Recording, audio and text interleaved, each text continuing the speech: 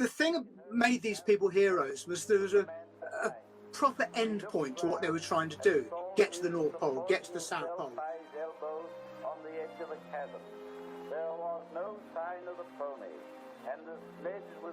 These were things that we could conceive of as having an end point. Welcome our very special guest, Richard Dacre. Hello. Hello. Thank you for inviting me. Thank you for coming on. It is an honour. And you are, of course, a seasoned film historian, writing a book about the Royal Albert Hall as a cinema. And I understand you enjoyed our episode on Scott versus Amundsen.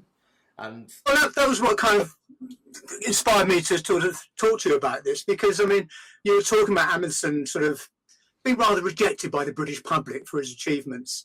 Well, I mean, that went right through the establishment as well. Amundsen was denied a RGS, a Royal Geographical Society meeting at the Royal Albert Hall. And at the time, that was considered a huge snub. It took place at Queen's Hall, which is a very fine place, or was a very fine place. But it was considered a snub at the time. And Amundsen took it that way as well. And they didn't strike a special medal for him. So it kind of went through. And then Amundsen later on said that the host from the Royal Geographical Society asked the audience to clap the dogs rather than the human beings that actually did the trick. oh my goodness. If they said that was the mistake, you know, it's a mistranslation of what actually happened. But it just shows the level of mistrust between the two.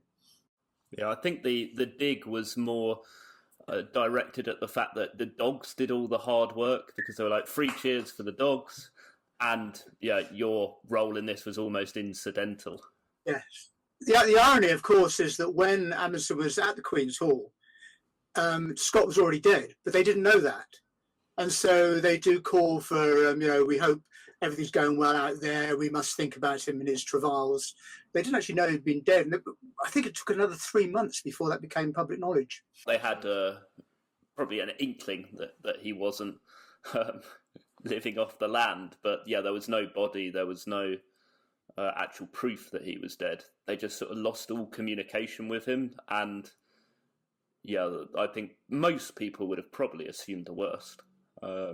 Perhaps some were holding out a glimmer of hope that he might come romping out of the mist and ice, but yeah, it's true that he's actually perished, and that's when they spin the sort of tragic loser story, much to Amundsen's chagrin, because he was expecting more accolade and instead gets, as Richard said, these accusatory fingers being pointed at him.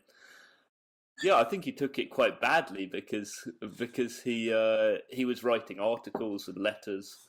There's one where he compares it to like the animosity you get between two sides at war, and how there's almost this hatred against him as an enemy, and you know they're competitors rather than enemies. But he feels the British public have made him into an enemy rather than a competitor, which is what he saw himself as. Totally. And in one letter, he actually writes that he feels justified in saying that by and large, the British are a race of very bad losers. So, he's sort of onto something there, I think. Oh my God. What always obviously intrigues me as a film historian is that the Scott campaign had a cinematographer on board, which Amundsen didn't have. And 1913, they did hold a Royal Geographical Society meeting at the Royal Albert Hall to celebrate the people that survived the Scott Antarctic expedition. And they show films there. So right, very early on, 1913, they're showing the Herbert Ponting's footage that he'd taken out there. It's kind of interesting. It's a long, long history with Ponting's footage of the South Pole expedition, because what they did was they would hire, in fact, he did deal with Gaumont, Ponting. They'd hire somebody like that. And the idea was that when they came back successfully, they would take that film out with the surviving, with the leader of the troop, especially it should have been Scott, doing lectures, raising money, showing the films, showing the photographs, raising money, pay off all the debts of that expedition, and then have money extra to do the next expedition. That, of course, all went rather horribly wrong in this case. And Ponting was left with footage which would have been fine in that context, but not so fine as a memorial to people that had, and especially people that had now become heroes. crucially, he didn't take that much footage of the participants. He was interested in the scientific side of things. He was looking at the wildlife and all of that sort of stuff. And suddenly he has to do this, change the film into a tribute. And he had one section where he watched four people, I think it was, rehearsing a whatever you called it before, manhole. And just by chance, he picked four of the people that actually went on the final haul, because he did this shooting before those people had been chosen. But the one he didn't get was Oates. And of course, Oates at this time was now a legendary figure who had gone out into the sacrificed himself in the cold. So he had a real problem making that film work, and it bugged him for the rest of his life, actually. Imagine having that footage, having that story, and trying to make a film out of it. Don't underestimate what an extraordinary achievement was to make any film out there. I mean, the film stock was freezing. He took about 5 different cameras with him as well, all different types, some for just purely scientific purposes, getting a record there. And, there was no concept, obviously, of him going out there and coming back alone, as it were. And he was sending this footage off to Gaumont while the trip was going on. And Gaumont were editing it themselves and then putting it out as short films throughout the whole trip. So they knew what they were getting. And of course, what they wanted at that time was not the people. It was the penguins and the wildlife that was out there, and these kind of extraordinary shots of the snowscape. And Ponting delivered, completely. I mean, just look at his photographs; they're amazing to this day. He was doing with it what was intended. In other words, he was taking that footage out and doing lectures with it, and he held exhibitions of his photographs. But it kind of all tailed off. People suddenly lost interest in it, and he purchased himself all of the rights back from Gaumont to make the film, which now is called The Great White Silence. Re-edited, all put it together, and finally just gave up. He wasn't getting any money out of it. Nobody was interested, partly because there was no footage for Oates and the rest of them. And he did some animation to show the last bit of the journey, but it's not very effective. And in the end, he sells it, or tries to sell it, to the country, to the nation. British, I can't remember what they call themselves now, British Empire Films. And Duke of York comes to the Royal Albert Hall. It's the last edit that he does, really, and it's called The Epic of the South Pole. And that is then sold to the nation. Now it's got it under a different title, but it's had a lot of different edits over the years.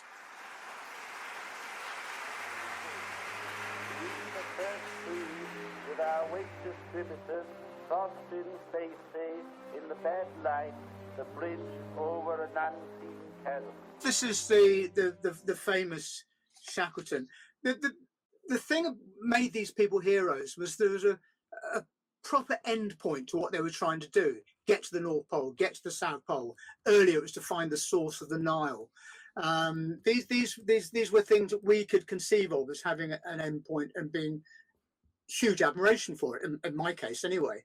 And later on you've got climbing Everest. We can take that in, we could conceive what they're talking about, getting to the top of Everest.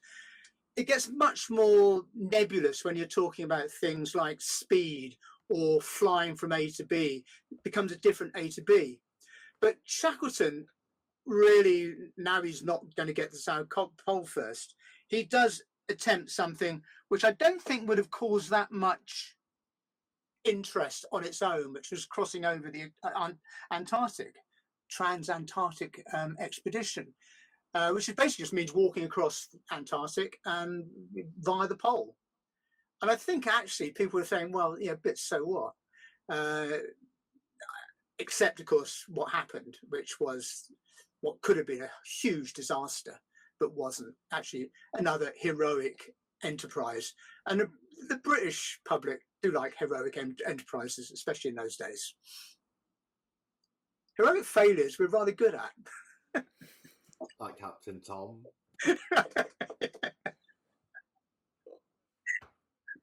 Well, he walked around his garden rather than across the Antarctic. I mean, with the best will in the world, I don't want to lump Captain Tom in with Shackleton. Also, the pictures weren't as good. It kind of got a bit monotonous, wasn't it, really? But Shackleton took a cinematographer with him, a guy called Frank Hurley, an Australian cinematographer who had a huge reputation already. In fact, he was the only person that Shackleton hired without an interview, just because his reputation went before him.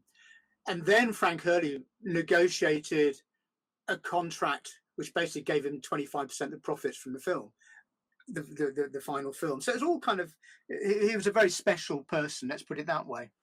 And the footage is amazing, especially the Endurance gets out there, gets crushed by the ice, and he's got this all the photographs and the footage of that happening. This huge boat, ship, whatever it's actually technically called, getting crushed by the ice and just swallowed by it is amazing stuff. It's amazing stuff. It's that moment of just seeing the power of nature destroying this boat. And then, of course, you've got the extraordinary way that Shackleton saves the day for his crew. I mean, they said they managed to recover 3 lifeboats off the Endurance, and take it to a safe spot on Elephant Island, in fact. And then Shackleton chooses a crew, and that crew then crosses over the ocean to get to South Georgia, which Johnny would know how far that was. It was an extraordinarily long way. And I think you give me too much credit. That was all I would have said. It's a very, very far to row. But you know, we're talking hundreds of miles, maybe thousands. Yeah, and you know, even when he gets to South Georgia, they have to go another 32 miles, I think it is, to find a human being. Then he's got to commandeer a boat to get back to Elephant Island and save his crew, where, of course, Hurley is still with them. And so Hurley's still taking film of those people who might think they're never going to get off this, you know, what's going on. But they seem rather confident in, I think it's more than just being in the film either. I think they really were confident that Shackleton would make it back to them, they wouldn't abandon them or die in the process.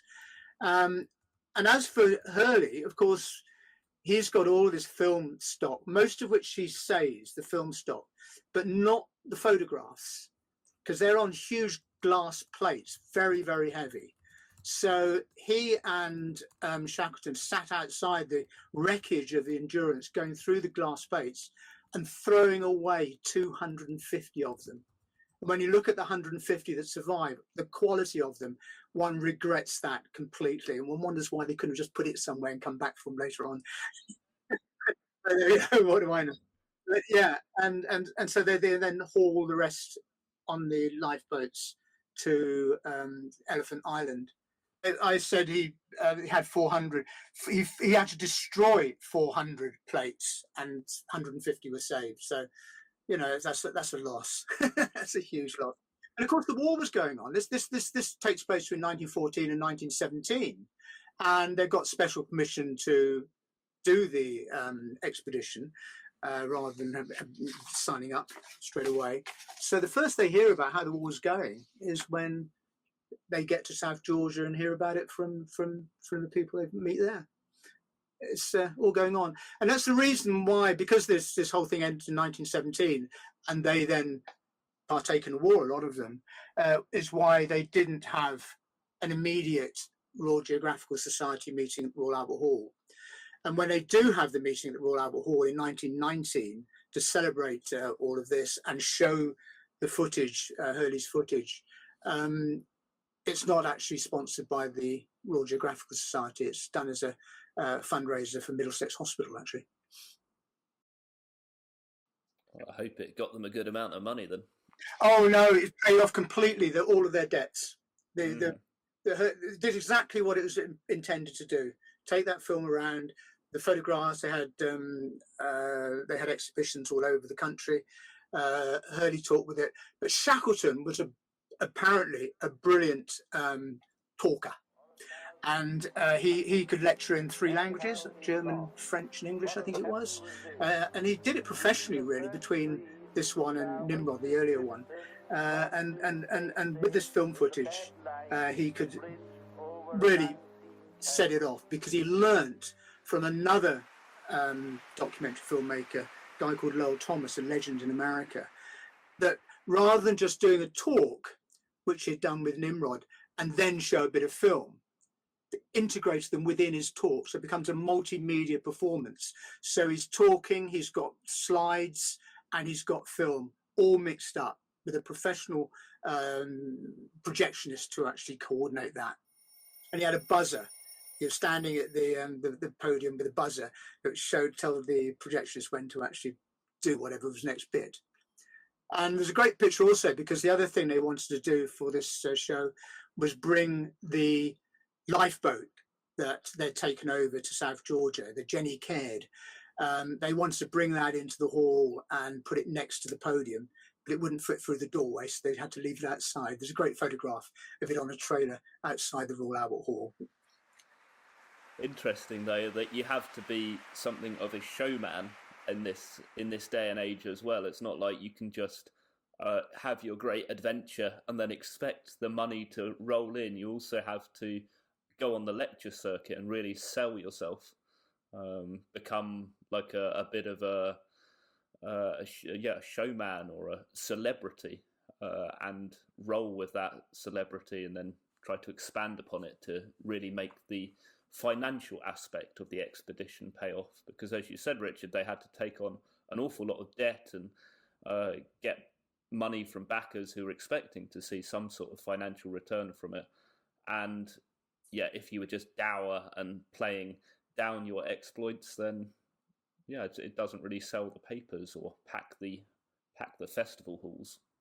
Yeah, well, Hurley certainly says that the success of the film enabled Shackleton to clear all financial liabilities for the expedition. So yeah, it did it. And he's taking 25% as well. Frank Hurley's film, by the way, is still available. It's sold by the BFI. You can buy it on Blu-ray. It's called South these days. I do fear, though, that you might have misgendered the boat. I think it is a James Caird. You are absolutely correct. You can see why that wouldn't fit through the door, can't you? History repeats itself. History repeats itself. History repeats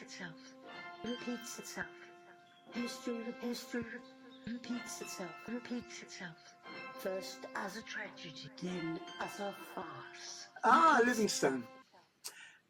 Obviously, the Hall's involvement with the kind of great African explorers is not going to happen much. I mean, Livingstone dies only 2 years after the Hall opens, so there's not much of it going on. But we did have Henry Morton Stanley, was the first one. I said the first RGS, Royal Geographical Society medal was in 1890. Well, that was with Stanley, you know, the man that located Livingstone after he'd gone off the map in whenever it was, 1869, something like that. 1871. The famous meeting, which is probably completely made up, but there you go. I'm not a great admirer of the African explorers. Even as a kid, I just remember thinking, people live there. They've already given names to these rivers and lakes. Why are we claiming we've discovered them? Even as a child, I thought that was just really bizarre. I've always had a distrust of missionaries as well. So, and when you read more about it, I mean, Stanley was bit of a thug, I think. Speak certainly was. But what always fascinated me was this film that was made, a biopic, 1925, Livingstone, and it was made by this extraordinary man called Marmaduke Weatherell. And Marmaduke Weatherell was a big game hunter, and he was a big admirer of Livingstone. Livingstone, by the way, is one of the best of the lot. He was an abolitionist. And he did sort of, I think, have a care for the lifestyles of the people he was visiting out there. But this film, Marmaduke Weatherell takes a film troupe out, and they basically walk all of the way around, or move all the way around Africa to the place where Livingstone lived and worked. 1,800 miles of it, making film all the way on the exact spots where it was supposed to have happened in Livingstone's life. And it got a huge amount of publicity while he was making the film. There'd be reports in the press. And then the guy that plays Stanley in the film, I've got the book here, Henry Walton was his name, wrote a book about it, which is a fascinating read to this day. And Marmaduke Weatherell it's a good film, by the way. He stars in it as well as Livingstone, and it's all quite impressive. But Livingstone,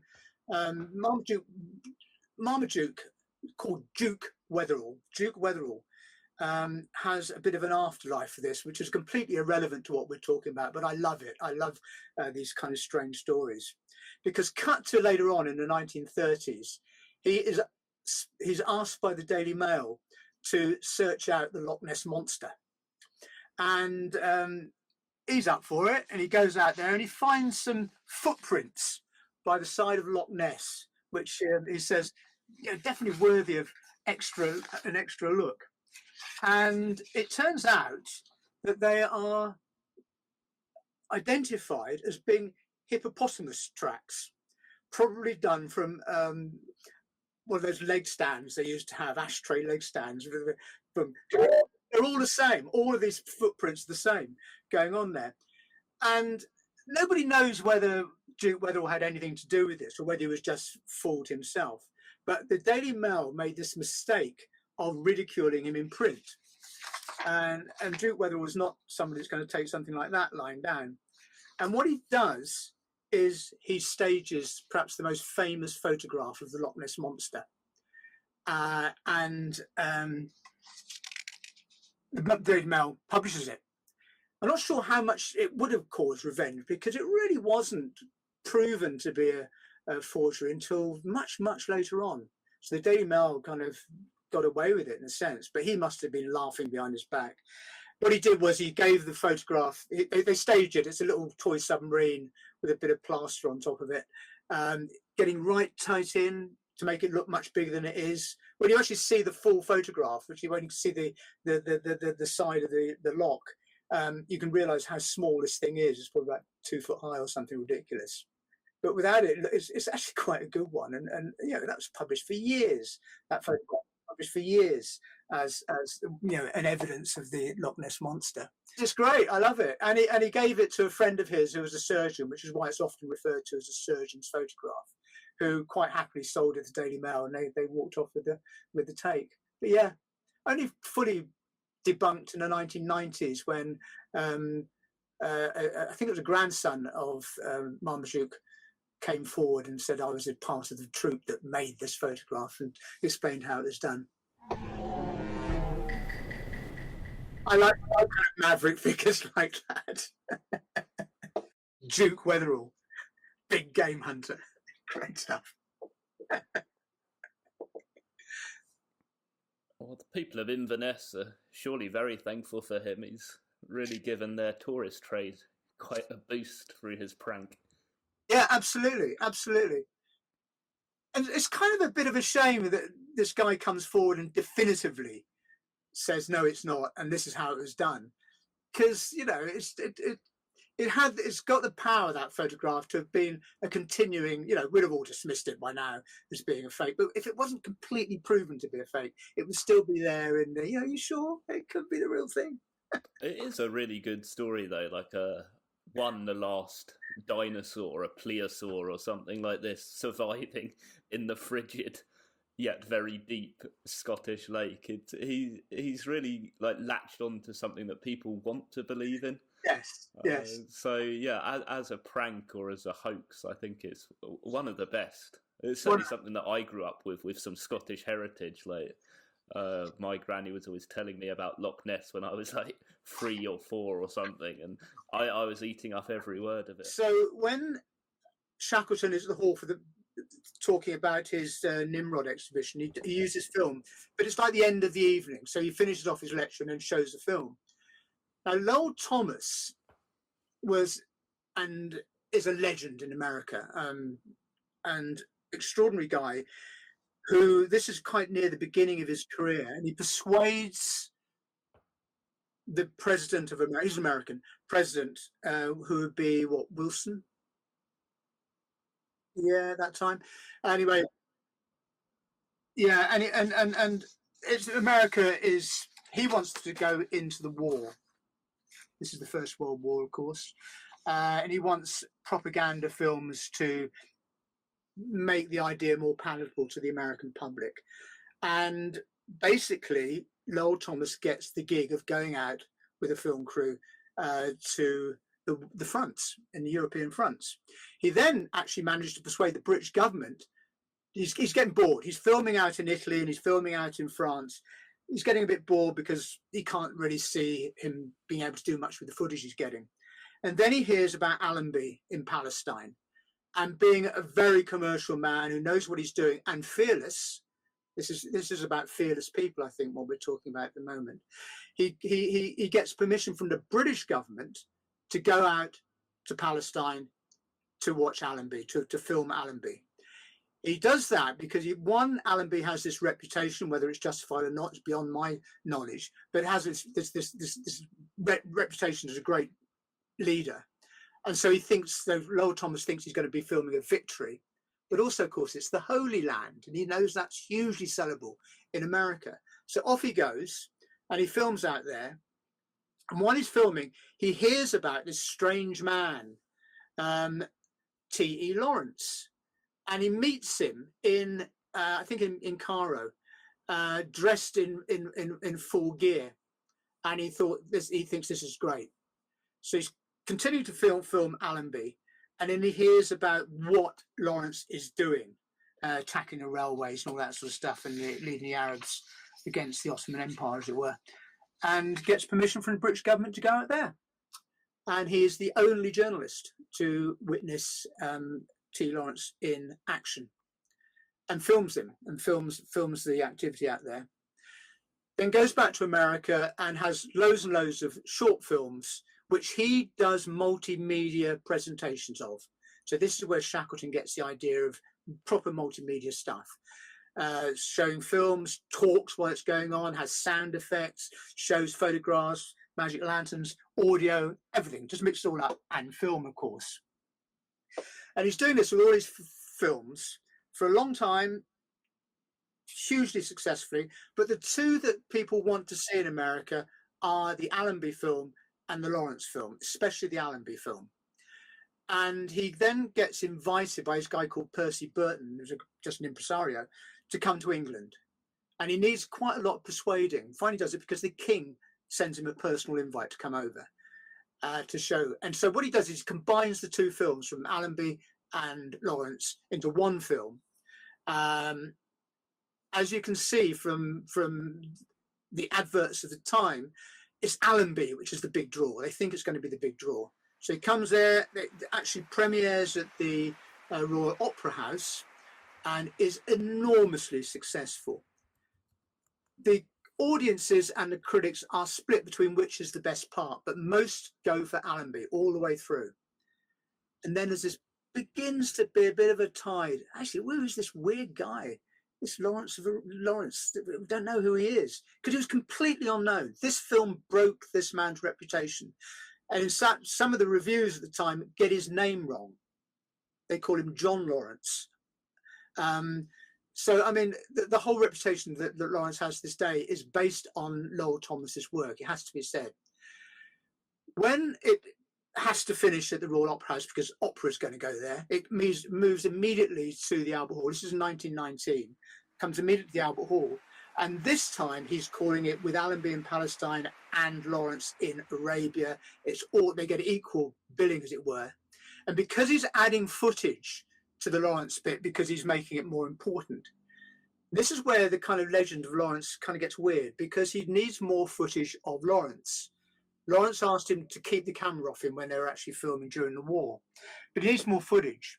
And so he goes and visits Lawrence with his brilliant cameraman, Herbert Chase. And Lawrence agrees to be photographed at his home with backdrops as if it was shot at the time out in Arabia. So the idea that he wasn't cooperating with this film just doesn't make sense at all. And we've got all of those photographs. So he cuts those into the film, expands the Lawrence part, And now this really takes off. This is what people are going to visit the cinema to see. And then he writes a book, which is called Lawrence in Arabia. And that's where the whole Lawrence of Arabia thing comes from. It's down to Lowell Thomas. And there's a great photograph of him in Lawrence's garden in where it was, Kensington, or the London home anyway. Both of them in Arab gear. It's an extraordinary story, and it just, there's so many unknowns here, because Lawrence would go on saying that he hated the film, had nothing to do with it, refused to cooperate, and that's all palpably untrue. Once the kind of, in the 1920s, mid-1920s, this kind of hero explorers, the whole game is pretty much over. And you get the kind of admiration for aviation, speed merchants and stuff like that. But for me, it's a completely different ball game. I remember in my youth, everybody was talking about the 4-minute mile. And it's just an arbitrary, it seems to me to be completely arbitrary. 4 minutes, 3 minutes, whatever. It's an arbitrary thing. It doesn't have that same cachet of getting to the South Pole, getting to the North Pole. But Everest is a different matter. You've got to get to the top of that thing. And so Everest does have that kind of magic. It's also, you know, it is human beings walking up the side of a mountain at a time when that was pretty difficult to do. and people were having a struggle to get to the apex, as it were, the top of Mount Everest. So these kind of is a throwback to the kind of classic explorer, I think. And you know, Mallory was a bigger than life figure. He's responsible for that one. Why do you want to climb up Everest? Because it's there, which is one of the great responses, of course. And off they go, 1924, to climb. Well, 1924 is when it all ends, but they go earlier to climb Everest. Again, with a filmmaker with them, a guy called John Noel. And off they go. And you've got this, again, this great footage. And of course, this becomes another tragedy. This becomes another brilliant failure. But this time you've got a mystery as well.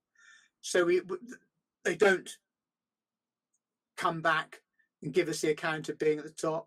The last photographs of the two that are doing the final climb, Mallory and Irvine, they're pretty well there, but not quite. There's nobody else with them. They've got their own cameras, by the way. John Noel supplied them all with these little mini cameras. So all of the troop, in fact, had them, so we could mix that footage in with them. Technology was pretty good in those days. And certainly Irvine and Mallory had it on that final climb. And they disappear. And nobody really knows whether they got to the top or not, one or both. And they only find the first body in the 1990s, which is Mallory.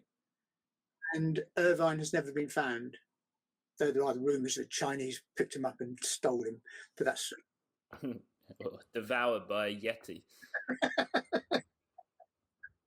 It's a very unconvincing argument, but he's not more unconvincing than the Loch Ness. We will see.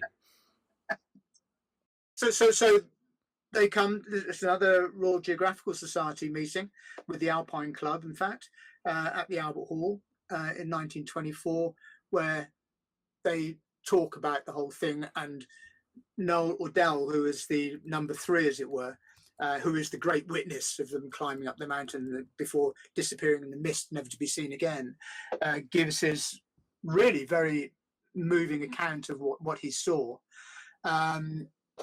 All he says, everything he says, has kind of been quantified and looked at by experts as to really, could he have seen that from where he was? And everybody's saying yes, he could. And so it's a verified, as near as you can get, a verified account of the last moments of Mallory and Irvine. So he's given this talk. There's photographs. Whether they show any film is unknown. We do know that at the Albert Hall they did have a screen and they did hire a projectionist. Whether that was just for slides and photographs or maps, I don't know. But certainly John Noel's footage was already out there. It'd been shown on Pathé News, for instance, and stuff like that. And he's got a complete film, of course, and that's why Epic of Everest, as it's now known, is still an extraordinary film to this day. And it's all on the protagonists. They're not filming. He's not filming penguins and things. He's got the troop going up there, and he's got Mallory, he's got Irvine all the way through, and it's a very, very effective film, and was certainly premiered at a different in New Scala Theatre, in fact, in December of 1924. Whether they show footage of the Albert Hall, I don't know, but it's another one. It's another one expedition with a great film based on it, coming from it. This is just a personal thing, but I also have. I'm not so interested in explorations which are based on better technology. It always fascinated me, the North Pole, there are so many firsts. The one that's underneath the North Pole, the one that flies over the North Pole, the one that walks over it, as well as the people who get there first, which of course is still controversial. It's why I admire people that flew to the moon, but it's not in the same category. And climbing up a mountain without, all of the technology you've got today, all of the kind of life-saving things, or just being parachuted there and taking a photograph for an album cover by Paul McCartney. It's a different thing. I think this is the last great age of that. Yeah. We looked round and saw him supporting himself by his elbows on the edge of a chasm.